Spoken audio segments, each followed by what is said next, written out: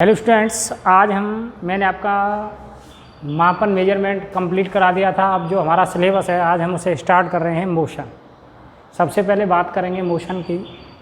तो कोई भी हमारी जो दैनिक जीवन में गतिविधियां हैं वो मोशन के बगैर संभव नहीं है। हम एक स्थान से दूसरे स्थान तक कैसे जाते हैं? मोशन के द्वारा।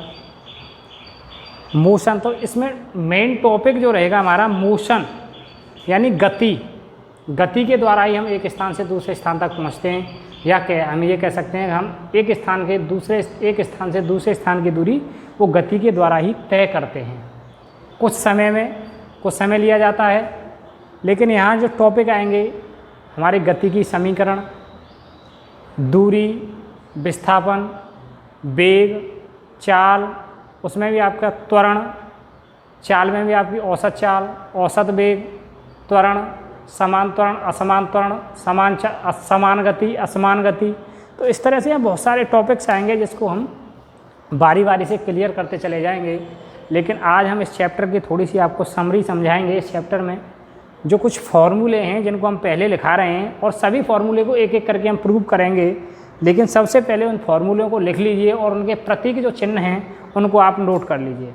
तो सबसे पहले हम जो है स्टार्ट करेंगे इस चैप्टर को। वैसे कहेंगे आप साहब आपने थ्योरी स्टार्ट नहीं कराई, दूरी लिखाएं, आप विस्थापन लिखाएं, सभी की बारी बारी से डिफाइन लिखाएंगे। बारी बारी से जितने भी इसमें फॉर्मूले हैं उनको भी हम प्रूव करेंगे। सबसे पहले इस चैप्टर के जितने भी इसमें फॉर्मूले प्रूव करने हैं हमको, या जिन जिन की डिफाइन लिखानी है हमको, वो सभी एक समरी के रूप में आपको मैं समझा देता हूँ। तो पहले आप इसके फॉर्मूले नोट करें। यानी सबसे पहले हम लेंगे चाल। चाल बराबर दूरी बटे समय। औसत चाल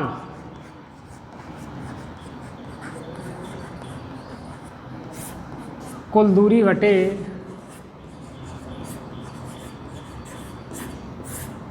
कुल समय। वेग विस्थापन बटे समय।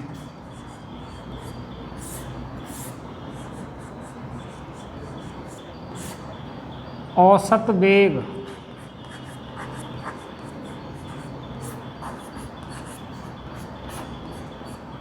प्रारंभिक वेग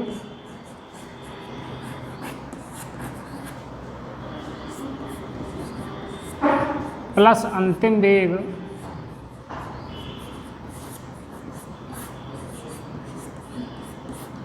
अपॉन 2। त्वरण वेग परिवर्तन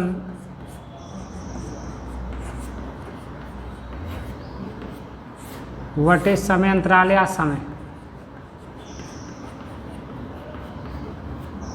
वेग परिवर्तन का मीन्स होता है अंतिम वेग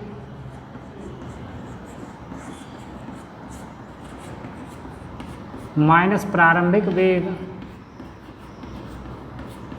अपॉन समय अंतराल। अब ये त्वरण होता है आपका, इसको त्वरण को एक जगह मंदन भी बोलते हैं, रिटार्डिएशन। अगर हमारी फाइनल वेलोसिटी अंतिम वेग घट रहा होता है या अंतिम वेग का मान प्रारंभिक वेग से कम होता है तो हम कह सकते हैं कि हमारा जो त्वरण होगा उसको वो मंदन कहलाएगा। और जब मंदन होगा तो त्वरण की जो वैल्यू आएगी वो नेगेटिव आएगी। त्वरण की वैल्यू अगर नेगेटिव आती है तो हम उसको त्वरण न कह करके, एक्सीलरेशन न कह करके रिटार्डिएशन कहते हैं, मंदन कहते हैं। इससे आगे फिर अब हमारा जो टॉपिक आएगा वो आएंगी गति की समीकरण।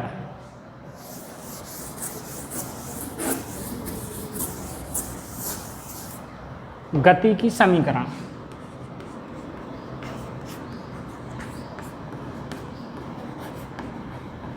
तीन समीकरण है गति की।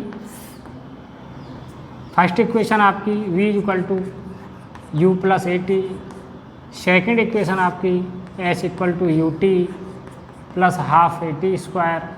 और थर्ड जो इक्वेशन आपकी वो v² = u² + 2as। एक आपकी nवें सेकंड में चली गई दूरी, लेकिन वो यहाँ 9th में उसका ज़्यादा यूज नहीं है, 11th में उसको कराते हैं, लेकिन उसकी चर्चा फिर आगे करेंगे हम। तो अब इन तीनों में ये प्रतीक चिन्ह क्या क्या हैं, यू क्या है, वी क्या है, ए क्या है, टी क्या है, एस क्या है, इन सब का प्रतीक चिन्ह। तो यू हमारा जो है इनिशियल वेलोसिटी यानी प्रारंभिक वेग,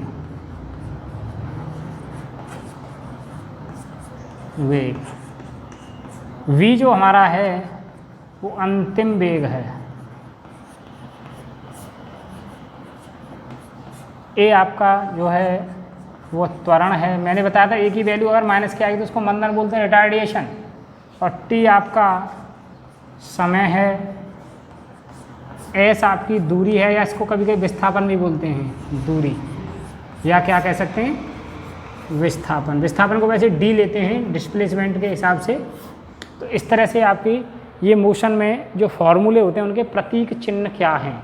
अब इसके बाद में कुछ कंडीशन ऐसी आती हैं, यदि कोई वस्तु ब्रह्मावस्था से चलना प्रारंभ करती है तो हम उसमें आँख मीच के इनिशियल वेलोसिटी प्रारंभिक वेग यू का मान 0 लगाते हैं। यदि वस्तु चल के रुक रही है तो उसमें हम फाइनल वेलोसिटी वी की वैल्यू 0 लगाते हैं। तो इस कंडीशंस को हम आपको नेक्स्ट वीडियो में समझाएंगे। या नीचे से ऊपर फेंकने में एक जी में बदल जाता है, जी माइनस की हो जाएगी, और ऊपर से नीचे आ रहा है अपवर्ड डायरेक्शन में तो जी हमारी पॉजिटिव हो जाएगी। तो कुछ इस तरह से नियम हैं इसके, उसको नेक्स्ट वीडियो में बताएंगे। Okay, thank you.